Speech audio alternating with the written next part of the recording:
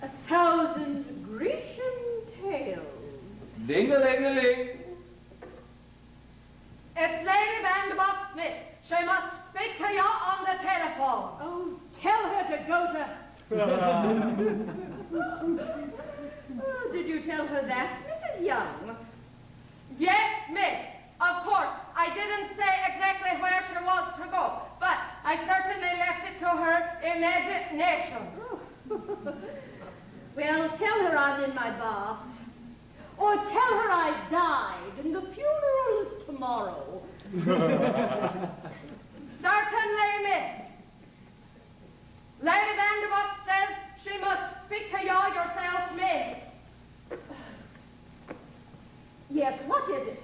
What is it? You must come to the Guru's lectures, darling. They're too marvelous. They're all about the fourth dimension and numbers. If you add 4 to X and take away 9, you arrive at the letter F, which is the root number of the world.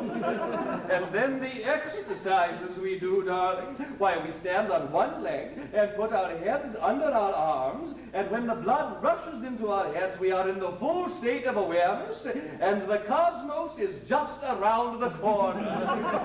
And we rush to it and rebound right into the fourth dimension. Why, it's just as clear as daylight.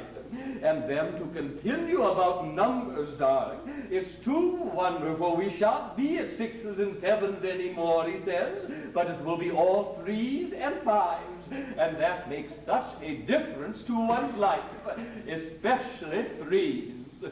Oh, yes, I know. Like the 3 balls outside the pawnbroker's shop. Exactly, darling. And that means... Wine, women, and song, very often.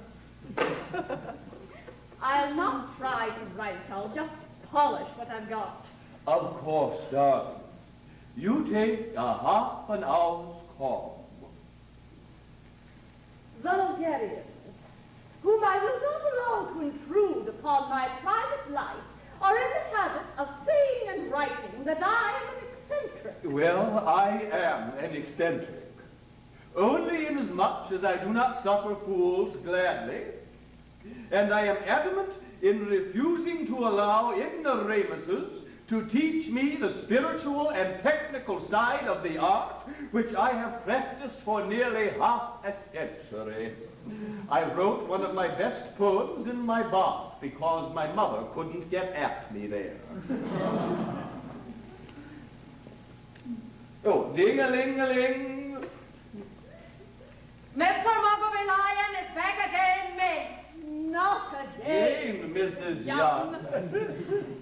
I'm afraid so, Miss. It really is so awful. Oh, damn his eyes, Mrs. Young. Did you tell him that? Yes, Miss. At least I wrapped it up. But I certainly conveyed it to him. I said, you don't have to put up with Miss Sitwell's temper, sir. I don't. Ding-a-ling-a-ling. Well, I'm afraid so, Mrs. Young. Ding-a-ling-a-ling. I think you'd better answer the telephone. Ding-a-ling. He won't go away. And if he does, he'll be back. Yes, Mr. Muggleby Lion, what is it? Oh, I must see you. Why? I have something rather important to tell you. I should say very important. Well, I'm in the middle of working at a poem, Mr. Muggleby Lion. Oh, I hate to interrupt you, but I tell you what, I'll drop round this afternoon and wait till I can see you.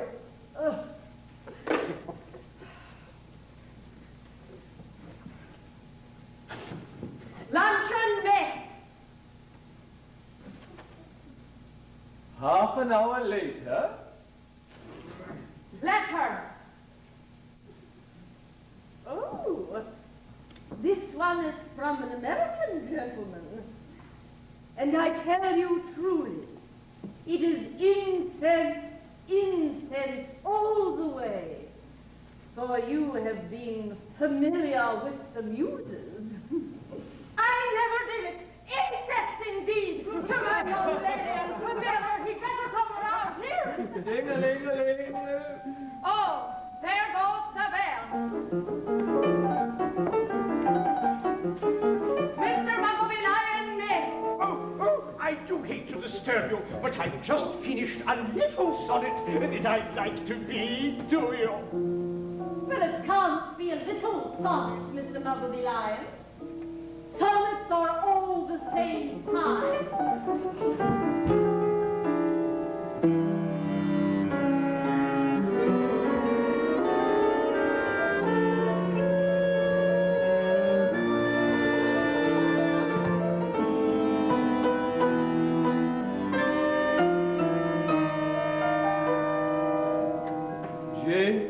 Jane, forget the pain in your heart. Go work again. Light is given that you may work till owl soft dusk of day. The morning light winds on the floor. No one e'er will cross the door. No one ever cares to know how ragged flowers like you do grow.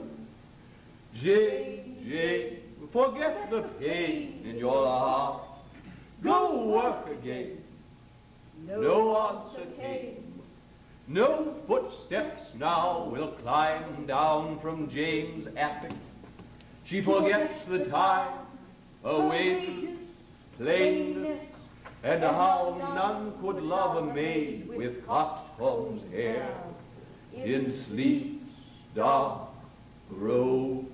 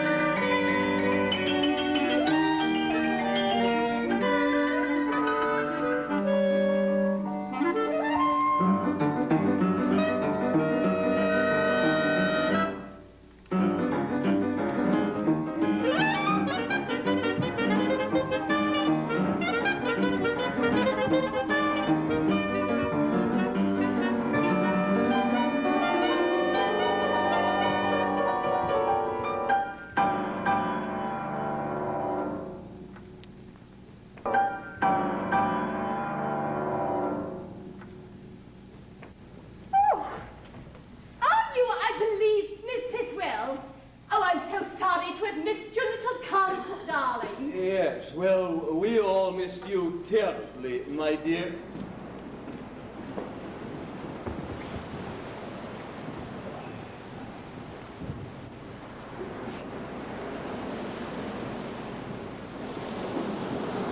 In my memoir,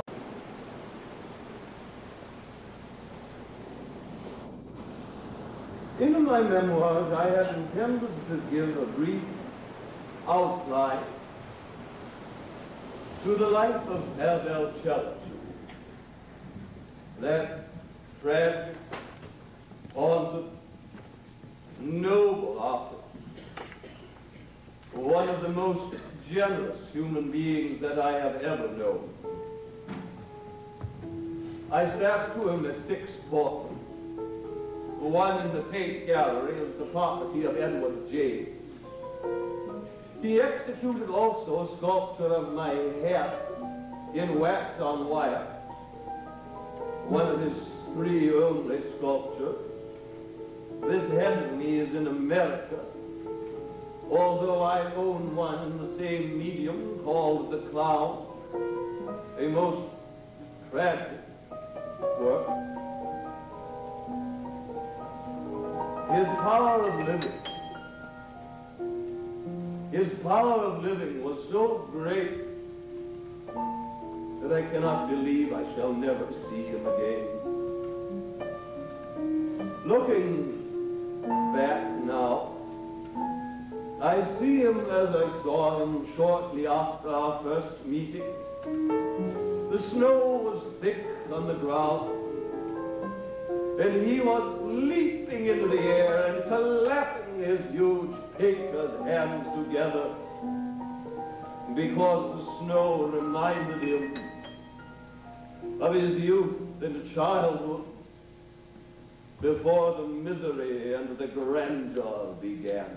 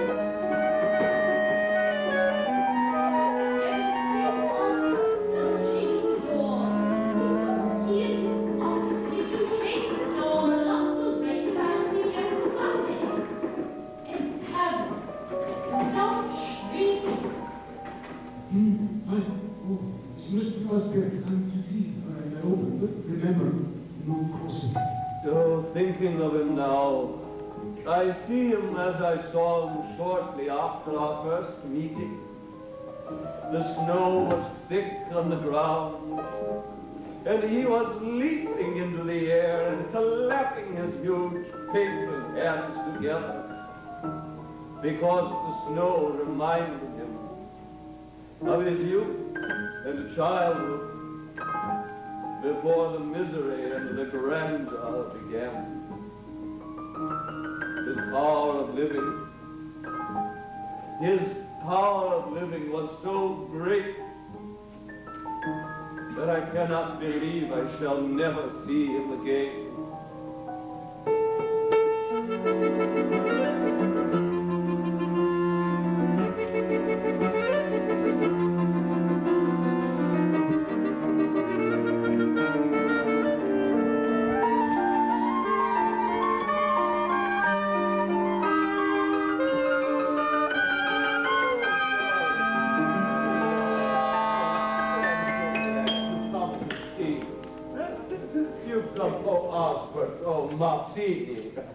You come to see me.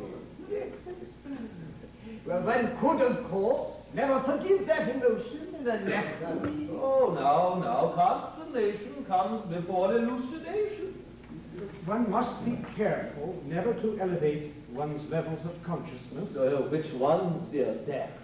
The peacocks, Edith. Animals are entire heavenly bodies. Yes, satellites or moons which circulate independently about the Earth. All plants, on the contrary, taken together, are equivalent to only one heavenly body. An animal is an infinity of plants. Well, this is how I saw the world as a child. It's how I see it now when I'm allowed to see anything, for I'm positively hag-ridden. Oh, now? Yes, whenever you're ready, Miss Sitwell. All right, thank you very much. You have your book ready, Arthur? Just one moment, please. Are you ready, sir? Quiet? All right. Oh, just one look. There we are.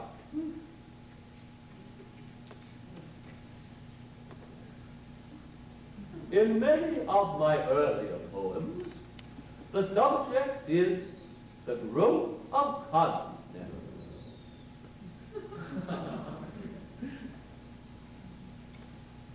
Sometimes it is like that of a person who has always been blind, and who, suddenly endowed with sight, must learn to see.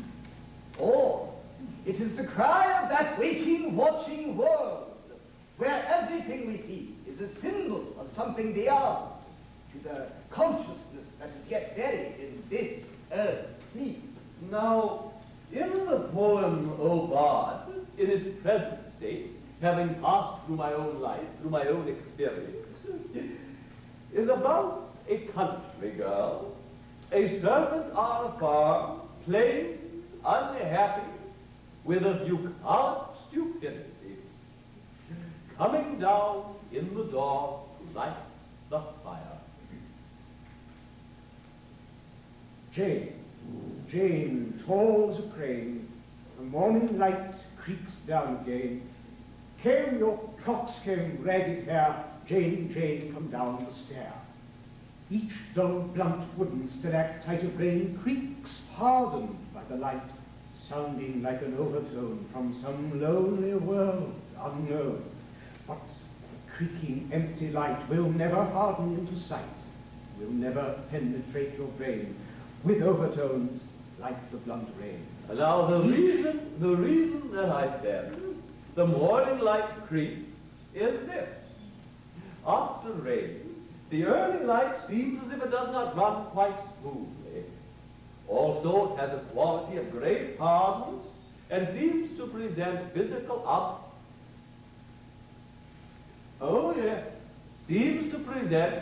obstacles to the shadows, and this gives one the impression of hardness and of a creaking sound, because it is at once hard and uncertain.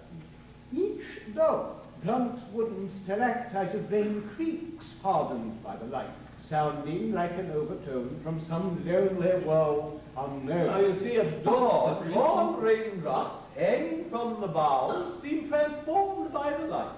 They have the dull, blunt, tasteless quality of wood. Though the sound is unheard in reality, it has the quality of an overtone from some unknown and mysterious world. But the creaking, empty light will never harden into sight, will never penetrate your brain with overtones like the blunt rain. Mean that to this girl, leaving her bed at dawn, the light is an empty thing which conveys nothing.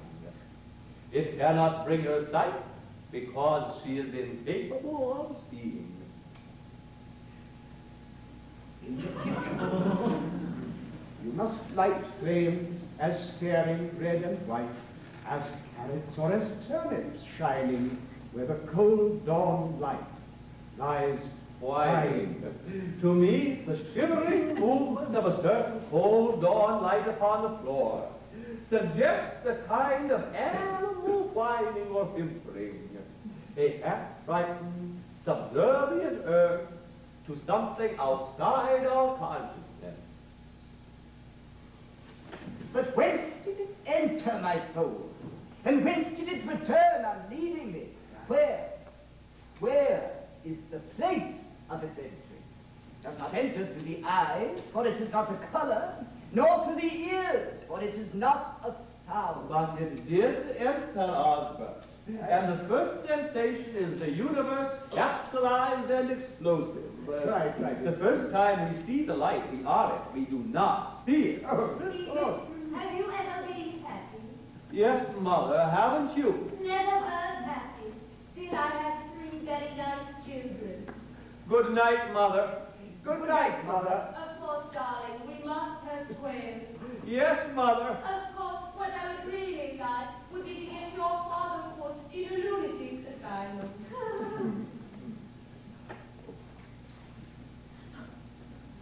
We all have the remote air of legend. And Dagobert, my brother, whose large strength, great body, and grave beauty reflects still the Angevin den kings from whom we spring, and sweet as the young tender winds that stir in thickets when the earliest flower bells sing upon the boughs was his just character. And Peregrine, the younger, with a naive, shy grace like a fawn, whose slant eyes seemed always the warm green light beneath eternal boughs. His hair was like the fronds of feathers. In him was changing ever, springing fresh as the dark songs of birds, the furry warmth and purring sound of fires was in his voice, which never failed to warm and comfort me. Smashing! Edith, simply stunning. Yes, and Osbert seems to have been quite taken. And so have I, dear boy. Well, you know, Edith, you really should. After all. No. Well, consider your delivery. No, I can't. Disarming, charming Edith, really you must. Yes, but think of the parallels, Edith. Illumination. Well, it's ridiculous. Of course you should, you know. He's quite right. You know, you really are. You are.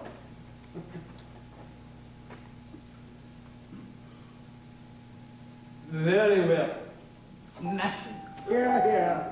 Very well. Oh, thank you. Not eating.